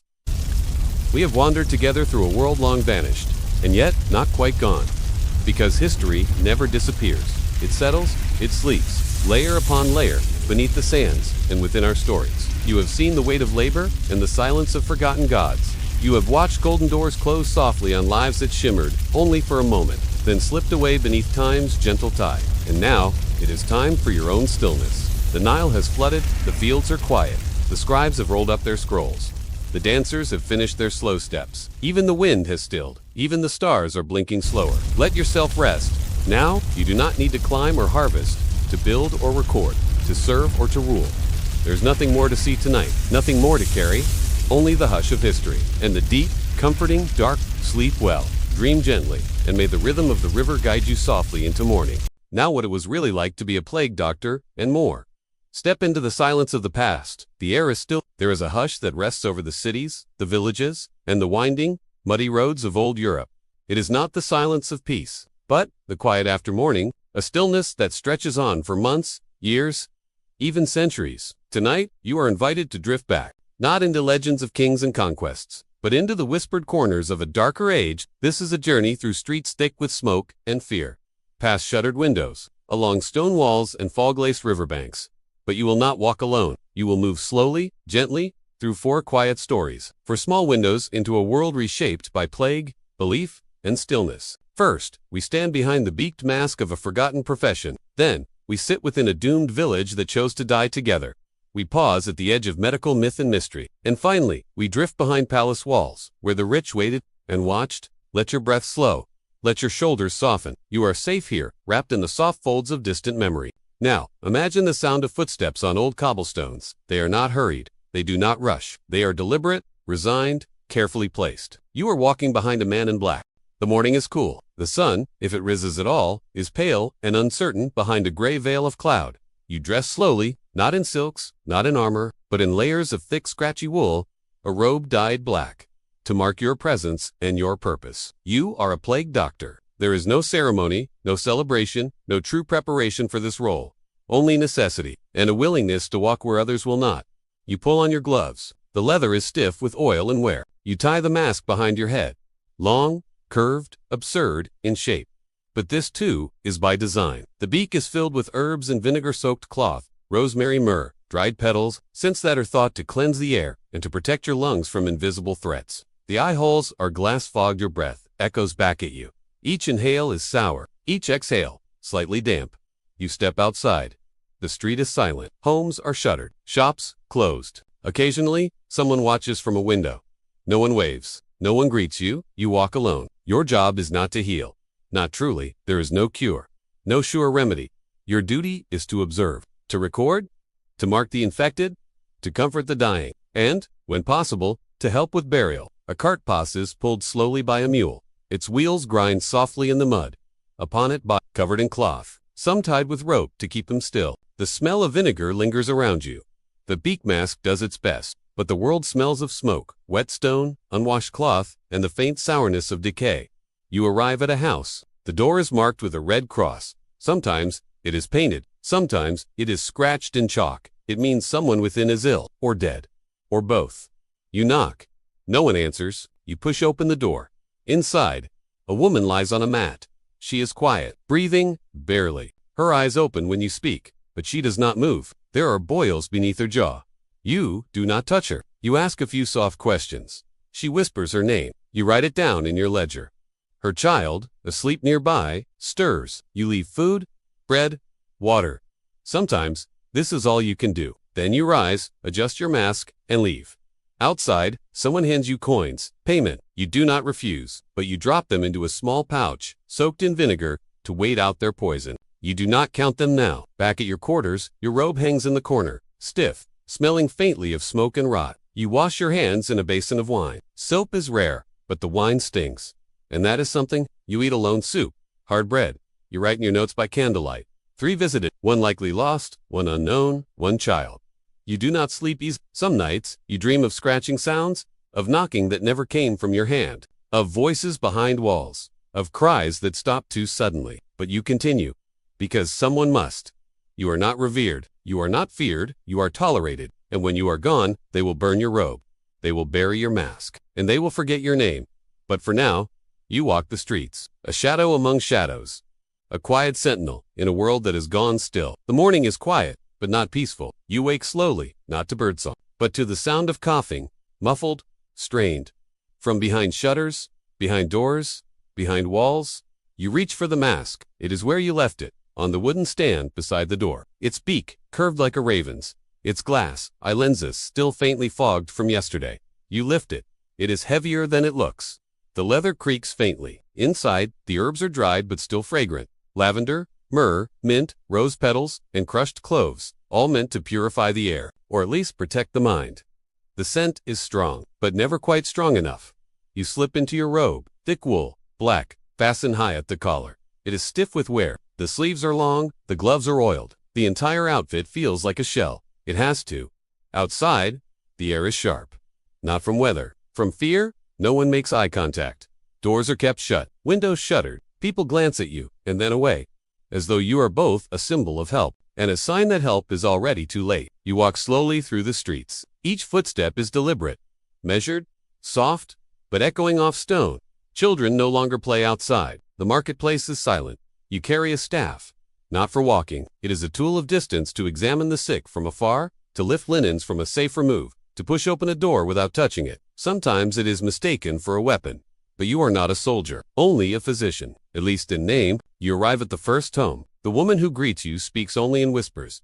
Her husband is ill. She does not know how long. Inside, the air is thick. Not foul, just still. He lies on the bed, skin pale, breathing shallow. His hands twitch slightly beneath the blankets. You do what you can, which is, in truth, not much. You observe, take note of his pulse, his temperature, examine the swellings beneath his arms and at his neck. You suggest rest, liquids, prayer. You offer no cure. There is no cure. You leave a mark on the door. Chalk.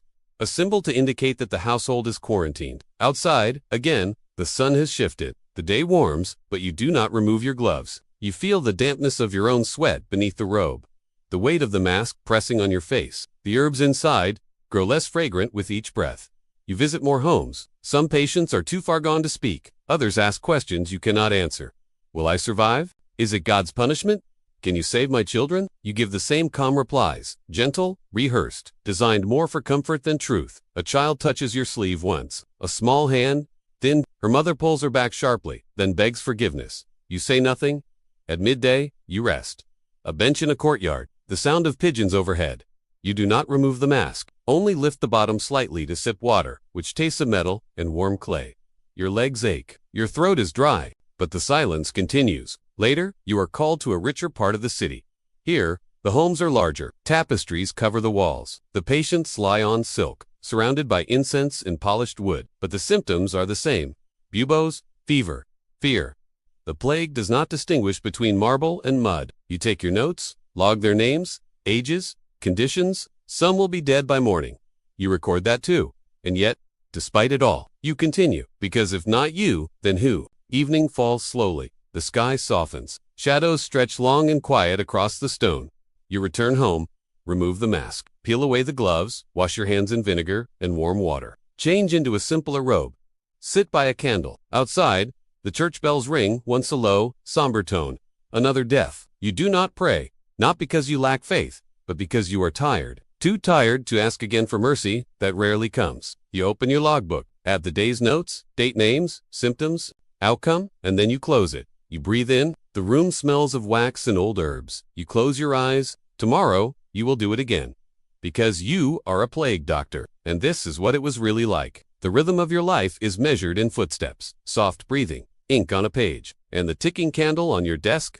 The death of I am, the village that sealed itself off now. Imagine the green hills of the English countryside. They rolled gently, like soft folds in a woolen blanket, dotted with stone walls, grazing sheep, and the humming stillness of rural life. It is the year 1666.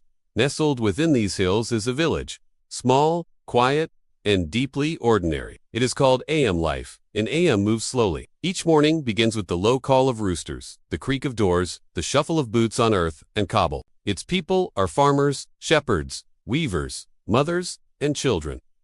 There is little wealth here, but enough to survive, and above all, there is community. A closeness born from necessity, from shared seasons and harvests, from weddings and burials, attended by all. But now, a shadow is moving quietly up the roads, a shadow packed inside a parcel. A bolt of cloth arrives from London. It is meant for a local tailor, rich with color, soft to the touch, but hidden in its folds are fleas.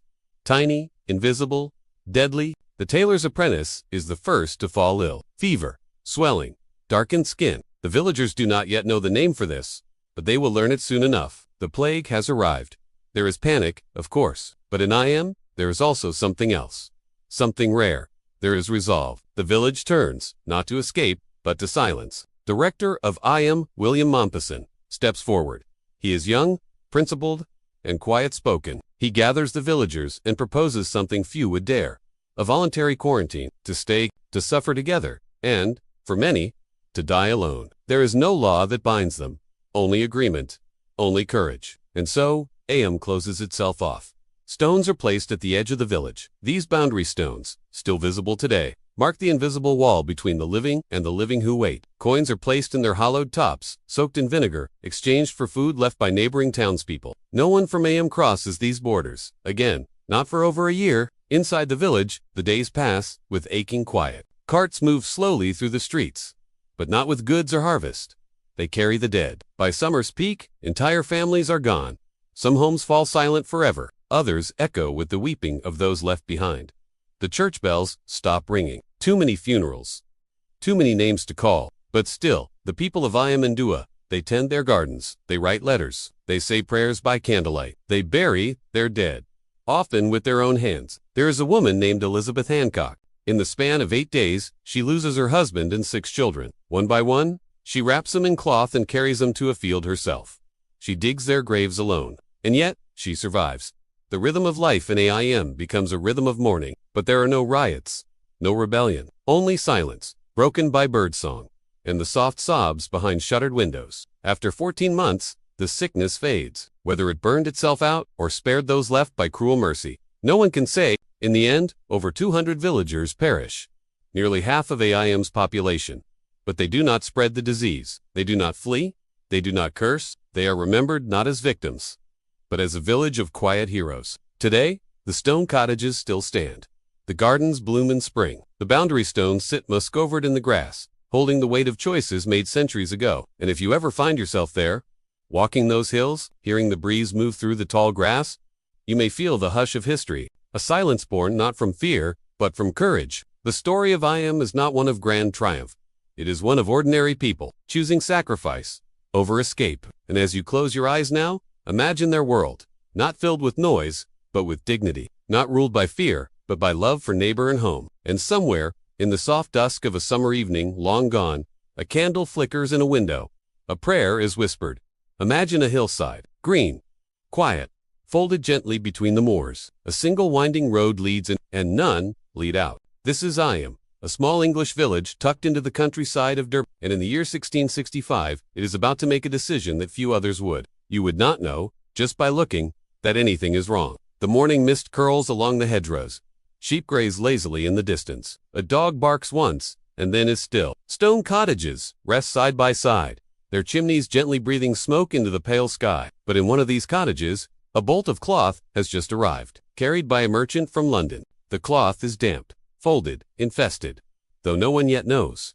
And within the folds, plague has traveled north. The tailor's apprentice is the first to fall ill. At first, it seems like nothing, a fever, a weakness in the limbs. But soon, the swellings appear. His breath grows shallow. He becomes confused, then silent. Within days, he is dead.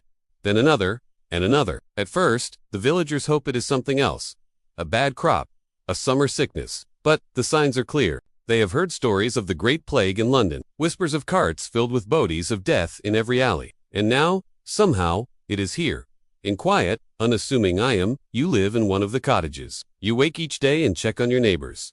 You bring food to the family next door. And then, they stop answering the door.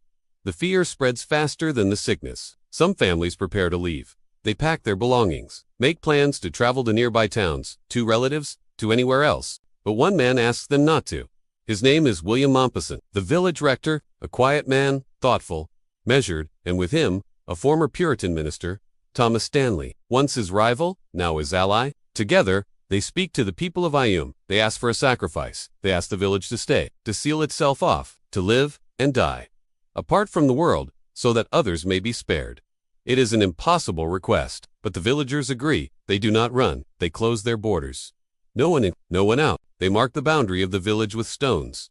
Boundary stones, still visible today. At each one, they place coins soaked in vinegar to pay for food left by nearby townsfolk. The vinegar, they hope, will kill the plague.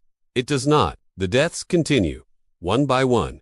Then in families, then entire rows of cottages fall silent. You wake each morning wondering who will be gone. You hear the bell toll in the chapel again and again. The church is closed. Services are held outside now, on the grass, with space between each person. Words are spoken gently. No one sings. Some people bury their own family members in their gardens, with no priest, no ceremony, only silence, and the sound of earth being moved. Elizabeth Hancock buries 6 of her children and her husband, all within 8 days. Alone? Because no one can come near. The sexton digs graves until he, too, falls ill. His hands raw, his breath shallow, but he keeps digging. By the time the plague passes, in the autumn of 1666, over 260 people in AMA are dead. That's more than a third of the village. And yet, the sickness never spreads beyond. The nearby towns remain safe, because IM stayed, because they chose each other, and the greater good over fear. You walk through AM now, long after. The air is still, the grass has grown over the graves. The boundary stones are mossy and cracked, but still hold coins left in memory. The cottages are restored, the chimneys smoke again. And the name of IM is not forgotten, not because of what it suffered, but because of what it chose. A village that embraced isolation, that bore grief quietly, that faced the end with dignity, not in fire or war, but in patience, in stillness, in silent courage. And so, the road into Ahum remains, winding, quiet, and the road out, never taken. And the village remains still. Why the rich didn't flee, life in the walled palaces during the Black Death now? Imagine quiet. A still courtyard shaded by lemon trees, a low fountain burbles softly in the corner. Stone walls rise on all sides, heavy with tapestries, their windows shuttered, tight against the wind. You are in Florence, or perhaps Venice, or Avignon. What matters is that you are inside. And outside, the world is falling away. It is the year 1348, or perhaps the next, or the next. The plague does not keep a strict calendar. You are wealthy, a noble, an abbot, a merchant of fine cloth, newly risen. You have land, servants, rooms in which the air is cooled by marble, and incense burns slowly in copper dishes. You do not flee. You fortify. Some did run, of course, into the countryside, to ancestral estates, to villas perched above mountain lakes. But many stayed. Behind walls, the idea was simple. If you controlled the air, and who breathed it, you could control the illness. Plague, they believed, spread through corrupted air, foul with sin or rot or imbalance. So they built little havens of purity. Herbs were burned constantly. Vinegar was sprayed on floors. Perfumes were applied not for vanity, but for protection. Rooms were sealed. Visitors were vetted or turned away entirely. Food was brought in only by trusted hands. Or better yet, grown on the estate. Servants were observed closely. The sick were cast out or confined. In these palaces, there were no mass graves. No carts rolling through the streets with tolling bells. Only hushed conversation. Music played gently in the evenings. Games. Recitations of poetry. The Decameron, that famous Italian collection of tales, was born in just such a retreat. 10 young people, escaping the plague, telling stories in a villa outside Florence. They spoke not of death, but of love, wit, farce, and fate. To speak of joy, in such times, was an act of resistance or of willful ignorance. The rich created a different reality, not out of cruelty, necessarily, but out of instinct. Inside, candles burned, in sconces, silks were still worn. Meals were served on silver platters, with wine poured through cloth to catch imagined poisons. Bards still played lute. Courtyards were swept. Baths were drawn. And yet, something lingered, even behind thick walls. Fear seeped in. It came with the wind, with every cough, with every missing servant, with every rumor that the city square had been abandoned, or that the bishop had taken ill. Letters arrived. Ink smudged with haste. News traveled slowly, like a candle guttering in the distance. Some households began to fragment. The illusion cracked. One by one, even the wealthy began to sicken. And when they did not die more gently than the poor. Gold rings slipped from fingers just as easily. Tapestries could not absorb the groans. Perfume could not mask the scent of fever. Doctors well-paid, well-meaning, arrived in carriages, carrying satchels of wormwood and tools for bleeding. They, too, grew quiet over time. Some nobles turned to mystics. Some gave vast donations to the church, hoping to buy time or forgiveness. Some threw lavish feasts, reasoning that if death was certain, it should at least be preceded by sweetness. Others simply waited. And while the world outside changed, villages lost to silence, streets to weeds, these palaces remained strangely untouched. Time moved differently there. Slower, heavier. Eventually, the plague passed. As all things pass, and when it did, those still within these walls emerged like ghosts, blinking into light. The world had changed. Their world, the one of certainty and ceremony, was gone. But for a moment, during those long months, they believed they could outwit nature. They believed that stone and coin and ritual could keep the darkness at bay. And for some, it did.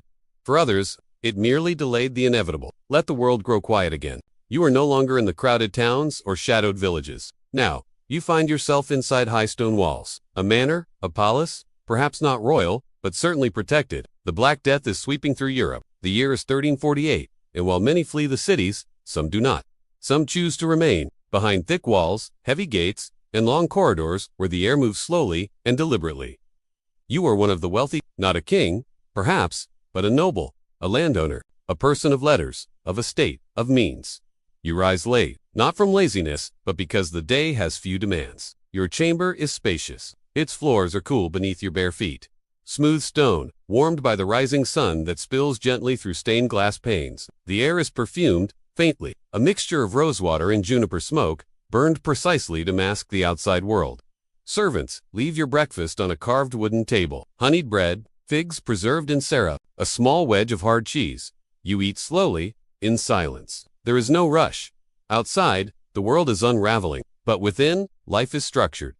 Safe, or so it seems. Your estate physician, a quiet man, Comite, has instructed that all visitors must remain in the outer courtyard. Letters are passed to you, using long wooden tongs, then sprinkled with vinegar before you read them. A priest visits occasionally, but only to wave a blessing from the garden wall. No one crosses the threshold unless absolutely necessary. The tapestries in the great hall depict hunting scenes, foxes and falcons, horses with flowing manes. They were woven decades ago, and now you notice, perhaps for the first time, how the threads have faded near the hearth.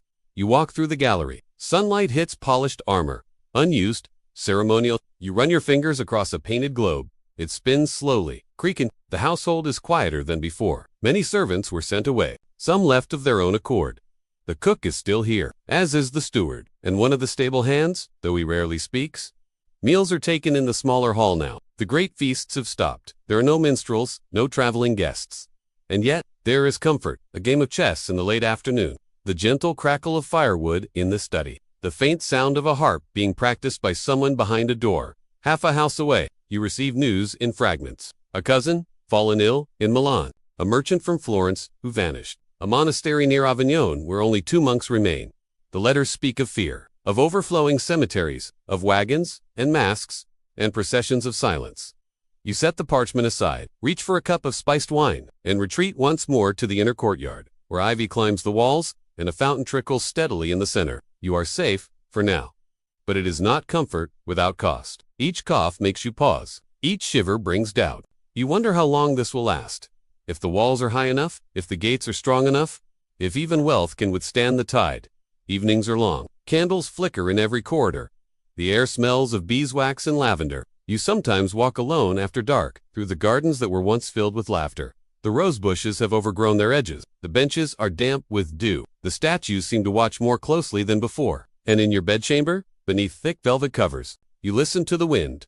Not for voices, not for footsteps, just for the sound of change. Because even here, in privilege, in privacy, in polished stone and perfumed air, the plague feels near. And though you do not say it aloud, you wonder when it will find you, too. Conclusion: a gentle return from the shadows of the past, and now, the candle burns low. We have wandered far tonight, not through the halls of power, or the thunder of battle, but through quieter paths, paths thick with dust, with grief, with strange hope, and the everyday courage of those long gone. We stood behind the beak of a plague doctor, his breath shallow behind scented cloth, his steps careful, patient, solemn. We watched him knock, not to save, but to bear witness. We sat with the villagers of Aham, wrapped in woolen silence, choosing one another over escape, knowing that love, sometimes, means stay, even when staying means loss. We wandered the edge of old belief, bloodletting, dancing, prayers to unseen forces. Not mockery, but meaning. The best answers they had, drawn not from cruelty, but from fear, and the desperate desire to make sense of suffering. And we drifted through perfumed chambers, where nobles and merchants sealed their doors, sprinkled rosewater on their floors, and whispered to themselves that the world outside could be kept at bay. But the plague, in all its forms, touches everyone, rich or poor, doctor or dancer. It threads its way into the fabric of time, leaving marks not only on bodies, but on stories, on songs, on stone, on the silence that comes after a bell tolls one last time. People endured. They endured in ways both strange and beautiful, through notes written on scraps of cloth, through rituals that seem absurd to us now, but were lifelines then, through small acts of bravery, no one recorded, but which rippled through time. Quietly, like the sound of bare feet on old wooden floors, you may feel that echo still, in a creaking floorboard, in the stillness of a quiet evening, in the gentle hush that settles over the world just before sleep. Now, as you lie here, safe, warm, breathing easily, know that you are part of that long line of survival. You are not in a stone room with shuttered windows. You are not counting prayers or sealing doors. You are here, and the world is softer now.